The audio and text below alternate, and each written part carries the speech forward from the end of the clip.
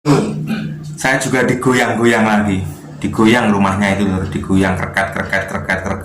Jadi selama 3 hari saya digoyang, diteror oleh makhluk halus yang ada di situ.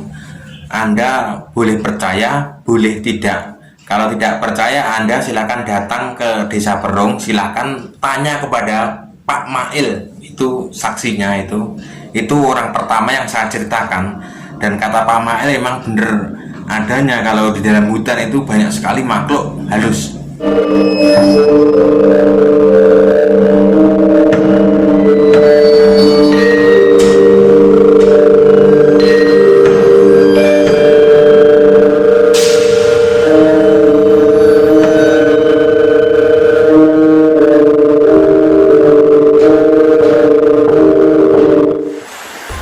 Halo dulur, assalamualaikum warahmatullahi wabarakatuh.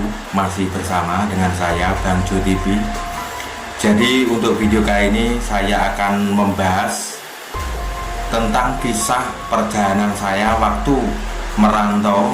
Yaitu saya dulu pernah merantau di Sumbawa Besar atau di NTB ya dulur ya.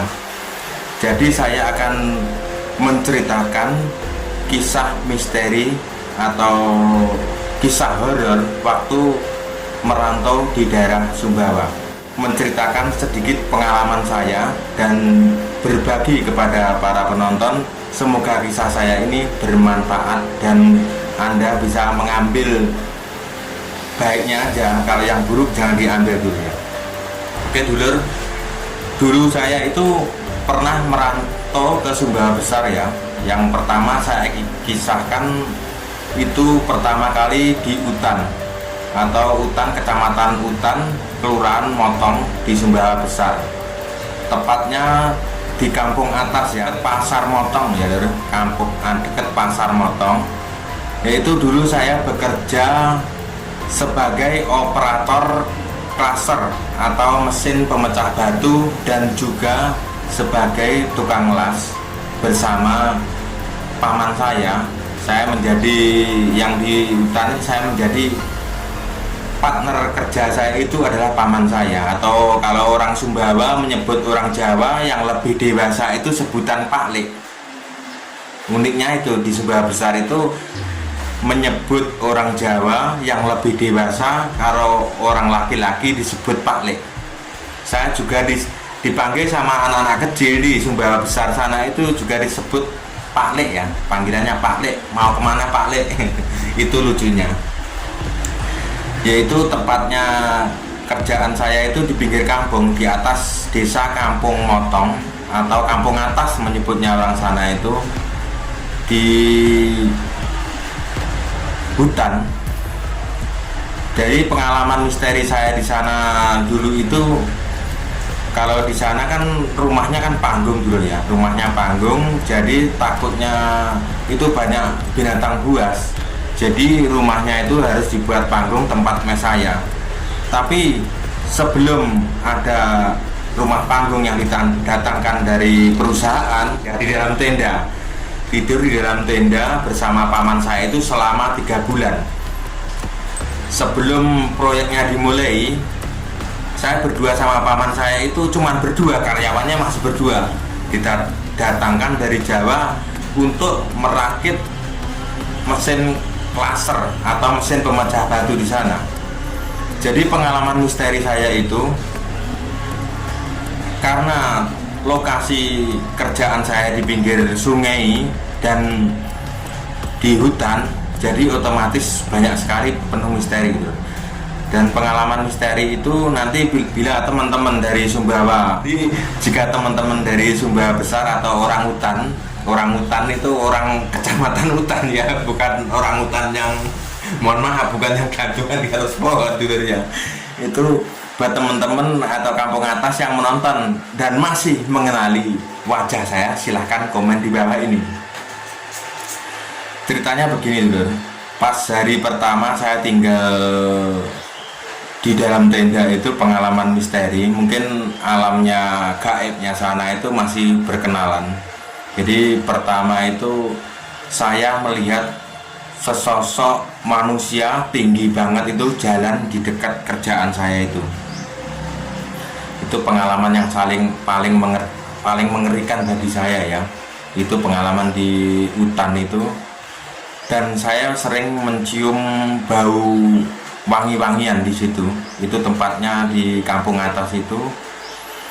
Terus sering kalau malam saya sering mendengar suara truk atau kendaraan besar yang ada di dalam sungai. Sering meraung-raung seperti mobil keselip itu. Jadi dulur, di Pulau Jawa dan di NTB kalau masalah hantu itu sama-sama ada. Jadi saya itu sebuah cerita fakta dan saya tidak mengada-ngada. Itu pengalaman masalah hantu, dan setelah sudah didatangkan rumah panggung itu lebih ekstrim lagi ceritanya. Jadi setelah rumah panggung ada, saya tempati hari pertama. Hari pertama itu saya tidur sendirian. Karena kenapa tidur saya sendirian di dalam hutan? Karena paman saya pulang ke Jawa, atau palek saya itu pulang ke Jawa.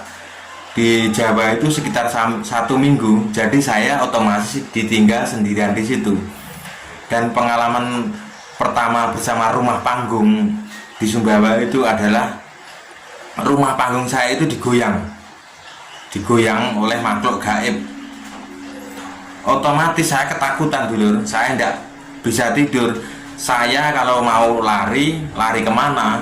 Soalnya kalau saya lari ke kampung, mau tidur di mana juga. Akhirnya saya bertahan tidak tidur sampai pagi, cuman bikin kopi, merokok, itu aja.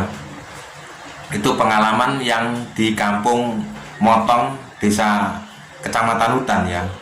Terus kemudian setelah saya, singkat aja ceritanya ya, setelah itu kemudian saya pindah ke Sumbawa. Proyeknya itu di situ selama 3 tahun, proyeknya selesai. Kemudian saya pindah ke Sumbawa, tepatnya di Desa Perung, Kecamatan Uter Iwis ya. Saya juga lupa nama kecamatannya. Kabupaten Sumbawa Besar.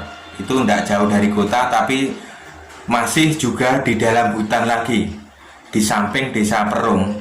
Jadi lokasi proyeknya itu dulu ya, lokasi proyeknya itu kanan kiri gunung, semua gunung semua. Dan di situ di samping tempat lokasi kerja saya itu ada kali besar. Terus sampingnya ada banyak sekali pohon kelapa. Pokoknya di tengah hutan lagi, masih di tetap tengah hutan lagi dulu. Dan di situ pengalaman misteri saya yang akan saya ceritakan waktu pengalaman saya mandi di Kali Perung. Pengalaman pertama kali mandi di Kali Perung.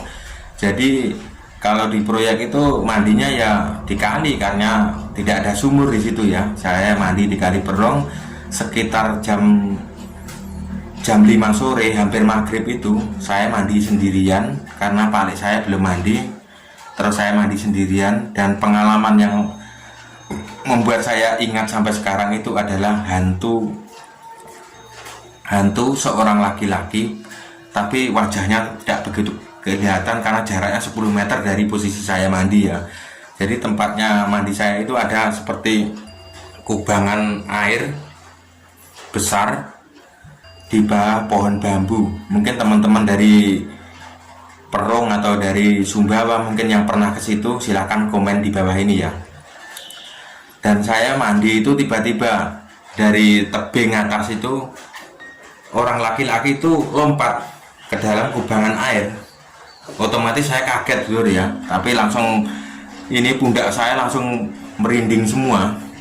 Saya sempat ketakutan dan saya langsung keluar dari air. Soalnya saya lihatin itu orang yang lompat dari atas itu tidak keluar lagi.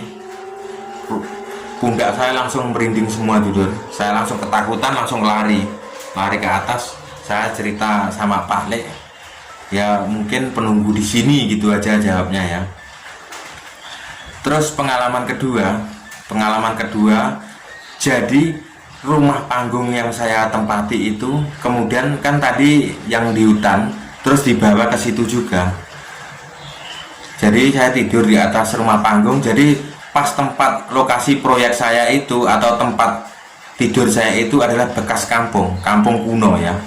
Soalnya di situ banyak sekali kuburan-kuburan kuno dan juga bekas-bekas rumah, ada bekas genteng lama atau apa itu masih ada dulu ya.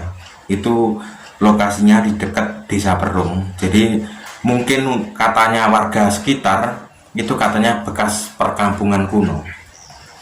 Jadi namanya tinggal di dalam gunung ya.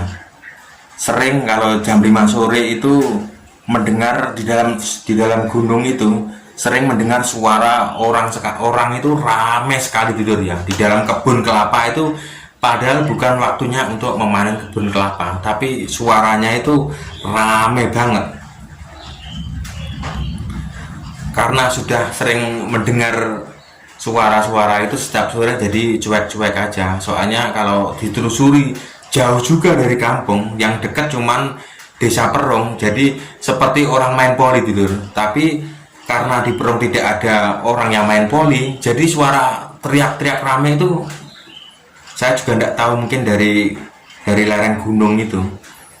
Terus pengalaman lagi, saya pernah dihantui, namanya hantu suara hujan atau suara angin dulu ya.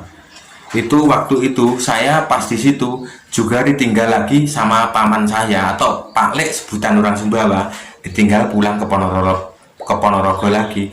Saya otomatis tinggal sendirian di situ. Sebelum di situ ada satpamnya itu kalau setelah proyeknya sudah berjalan sudah dikasih satpam. Oke dulu saya akan perkenalkan satpam di proyek saya itu, namanya Pak Mail dan Pak Ahmad ya, Pak Ahmad Perung. Semoga teman-teman yang menonton video ini silahkan komen di bawah ini jika Anda masih mengenali saya. Itu pengalaman yang akan saya ceritakan adalah tentang hantu angin atau hantu hujan. Itu posisinya waktu kemarau panjang, jadi saya malam itu tidur sendirian di situ sampai seminggu dulu ya. Pas hari pertama tidur sendirian di kampung Perung itu, di dalam hutan Perung itu, saya kan sorenya kan cuci pakaian banyak banget, saya jemur di samping rumah panggung itu kemarau, tapi saya mendengar suara hujan dan angin itu keras banget, kosok seperti hujan. Terus atapnya rumah panggung itu bukan genteng loh, tapi seng, jadi suaranya cetok-cetoknya itu keras banget. Saya tidur enak-enak jam 10 malam itu, saya langsung lari keluar, otomatis tidak lihat kanan kiri, saya langsung ngangkatin jemuran saya. Terus saya ingat ini kan musim kemarau panjang, rumput-rumput aja mati semua, tidak ada hujan. Ternyata adalah itu pengalaman makhluk di dalam hutan itu perkenalan sama saya tidur ya. Terus hari kedua setelah saya tidur sendirian di situ, hari kedua di dalam rumah panggung kan lantainya itu dari kayu ya.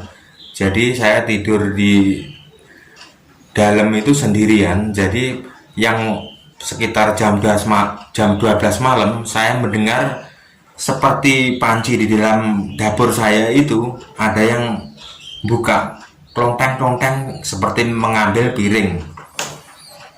Tak biarkan aja itu tapi saya sudah merinding ketakutan dulu ya, merinding ketakutan banget itu. Terus kalau dulu kan tidak ada listrik di proyek saya cuman pakai lampu petromak itu sampai berbulan-bulan dulu, mungkin sampai bertahun-tahun juga. Akhirnya itu sampai yang saya ceritakan itu masih menggunakan lampu petromak ya. Lampu petromak itu kan masih serem banget itu, tidak ada, pokoknya gelap gulita di situ. Setelah itu saya juga mendengar di teras rumah atau di emper itu seperti orang naik tangga, kerket sampai di atas, seperti naruh sebuah golok. Kalau saya bilang naruh sebuah golok kan ciri khas orang Sumbawa, kalau keluar ke dalam hutan selalu bawa parang atau golok kemana-mana, itu sudah menjadi jati diri orang Sumbawa ya. Jadi seperti ada orang naik ke atas itu bawa golok terus ditaruh di teras gelodak gitu. Itu sudah bulu kuduk saya itu sudah merinding semua. Terus kemudian saya tengok keluar, sudah tidak ada apa-apa. Saya lari ke dapur, tidak ada apa-apa. Di situ saya kepengen lari, Dulur. Kepengen lari ke kampung. Tapi karena di situ cuma fasilitasnya cuma ada motor bagong. Atau motor bagong itu ada motor tahun 80-an, tua banget. Mungkin karena tidak ada lampunya, saya mengurungkan diri untuk lari ke kampung. Mau lari ke kampung juga jauh, kebingungan saya. Akhirnya saya di situ tidak bisa tidur sampai pagi. Saya cuma ketakutan aja dari situ. Terus hari ketiga di dalam rumah panggung itu saya juga digoyang-goyang lagi. Digoyang rumahnya itu, digoyang krekat. Jadi selama 3 hari saya diteror oleh makhluk halus yang ada di situ. Anda boleh percaya, boleh tidak. Kalau tidak percaya, Anda silakan datang ke Desa Perung, silakan tanya kepada Pak Mail, itu saksinya itu orang pertama yang saya ceritakan. Dan kata Pak Mail emang bener adanya, kalau di dalam hutan itu banyak sekali makhluk halus. Saya ketakutan dulu di situ ya, pokoknya serem banget. Dan ternyata ini akan saya ceritakan itu tentang rumah panggung yang saya tempati selama ini. Ternyata itu adalah bekas orang gantung diri, Dulur. Jadi yang saya tempati selama ini rumah panggung itu ternyata bekas orang gantung diri. Pasti mungkin kalau orang takut mendengar kalau rumahnya itu bekas gantung diri kan pasti ketakutan. Ya pokoknya serem banget. Setelah saya tahu rumah itu bekas gantung diri, akhirnya saya sering berdoa, sering apalah pokoknya supaya hati saya tenang. Dan setelah di situ 1 bulan, alhamdulillah hantu-hantu itu mungkin sudah bosan, Dulur ya. Sudah bosan. Jadi di dekat rumah panggung tempat kerja saya itu di dekat kelihatannya ada kuburan lama, bekas kuburan lama. Soalnya masih batu nisannya kalau zaman dulu itu masih pakai batu kali atau yang ditumpuk-tumpuk itu untuk tanda. Bukan kalau sekarang kan menggunakan batu nisan yang modern yang dicetak pakai semen. Kalau dulu kan cuman batu-batu ditumpuk itu. Pokoknya itu pengalaman serem banget waktu saya tinggal di Sumbawa, Dulur ya. Mungkin teman-teman silakan yang mengenal saya silahkan komen supaya saya tidak kehilangan jejak, kehilangan kontak dengan teman-teman yang di Sumbawa. Oke Dulur, cukup sekian cerita dari saya. Mungkin akan saya sambung lagi cerita-cerita lainnya selama saya merantau. Dan yang lebih penting lagi, saya akan menceritakan gimana caranya perantau pemula supaya betah dan kerasan di negeri orang. Mungkin untuk video selanjutnya saya akan membahas tentang seputar merantau dan tentang misteri supaya kita betah di negeri orang walaupun kita perantau pemula. Waalaikumsalam warahmatullahi wabarakatuh. Salam budaya.